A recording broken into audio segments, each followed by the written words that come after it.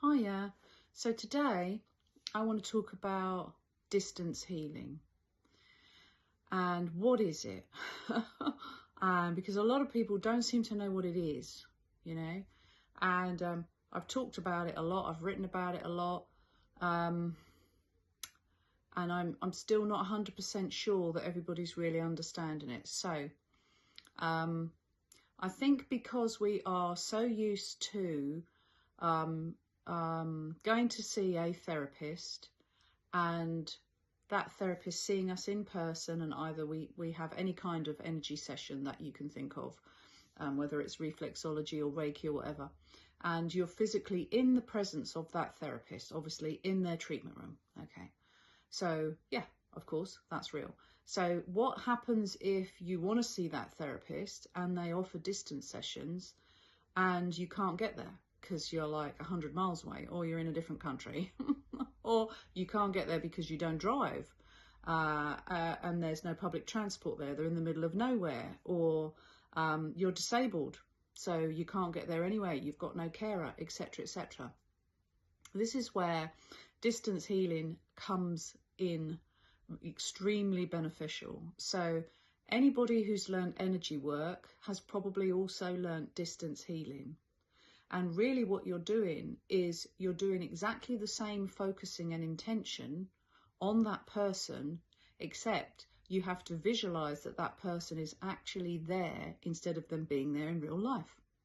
So what I would say about it is it works very well for those, not all therapists like to do it, by the way, because they don't feel comfortable, they'd rather see the client, they're not very good at visualizing. So it works very well for people who are good with imagination, they're good at visualizing. If they're already quite psychic, they could be tapping into feeling that person, their energy. And it's no different really than if, say, you rang like a psychic phone line and you were like, hey, I'm desperate, give me a reading, and you don't tell them anything, maybe your name, and they like literally tune into you. How do they do that? I mean, I'm not saying all these readings are good on the phone, but hey, but generally they'll give some advice and information about some part of your life, and you think, how did they do that? Because they're tuning into your energy field, and that's exactly what distance healing does. Yeah. So basically you have the name of the person, or a picture of a person, or a something of the person, a bit of information about them. Some people literally use like the palm of their hand. So if they do a palm reading, they'll ask you to take a photograph of the palm of the hand, which is pretty amazing. And then they'll look at it, and then they'll start downloading energy and give you a palm reading, literally, and you're not in front of them, you're somewhere else. So that's a thing. So when I'm doing it, I use someone's name and their date of birth, and with their date of birth, for me, and I guess everyone's different, it helps me to anchor my thoughts and my energies and everything into that person's energy field, and then I start to sense what's going on in their energy field. And then what I do, so that I don't forget, because you're in a meditative state, like a semi-meditation state when you're doing healing anyway, I always jot things down as I'm going along, because I might forget at the end of the session. If the session's a good hour, I might forget. And I work with a specific system, and that system goes through all of the energy points, a bit like acupuncture or reflexology, where there's specific energy points in the body, and I work on the energy body in these specific points. And every system is different, and some people just focus on chakras, and some people just focus on the picture of the person, and they get a whole load of stuff come through and they send healing. But I have a feeling, I could be wrong because I don't know all energy systems, I have studied a lot though, but I think because what I use is very, very specific, so it's a bit like, almost like doing spiritual surgery.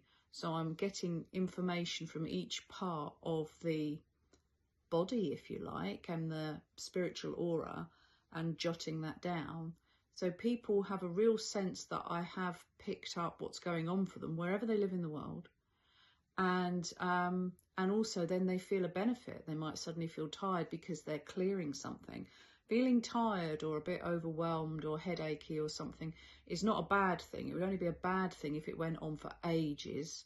A couple of days, I would expect, if someone was full of a lot of toxins, you know, if you, I don't know, if you don't eat very well, if you don't exercise, if you had a lot of stress, or you've been really poorly, or you're on a lot of medications, sometimes you can feel a little bit there, but then usually people feel a lot lighter.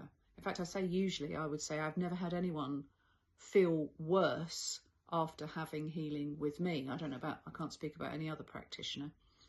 So, and I think that's because it's just tuning into that person's unique blueprint. So what do? I write down your name, I put it in front of me in a chair, and imagine that you're sitting in the chair, right, in my therapy room. And then I sit, I meditate, I wait till I can feel that person's energy. And then I start and I work through all of my set of protocols, one at a time, slowly. I write everything down. If I have any clairvoyant guidance, I'll write that down. That sometimes happens, not always. And then at the end of the session, I've finished and I record the feedback and send it to the person, wherever they happen to be. I don't usually talk to them on the phone straight away, because that might not be convenient if they're on another different time zone. And that doesn't matter either. Being in a different part of the world, I can tune into, any energy can go to anywhere in the world. A different time zone, that doesn't matter at all. So it doesn't matter if you're in bed asleep or if it's late at night or early in the morning. Everybody receives something. They always have a healing response, because we're all made of energy and we're all connected to each other. And I think perhaps some people are skeptical about it because they think that you have to have a Zoom call or actually see someone, so that there's a physical thing between you and the practitioner for anything to work. And that's not true, because we are literally vibrating molecules of frequency.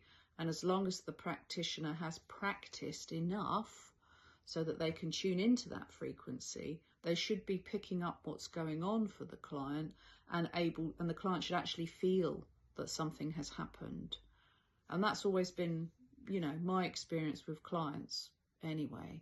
So, but I have been doing it for a long time. So I think when you practice a lot, you just get better at something, don't you? So that's distance healing. I might say some more about that at another point. My videos are always long. I don't think anybody watches them all the way to the end. Never mind. Hey, I can't do it quicker. Okay.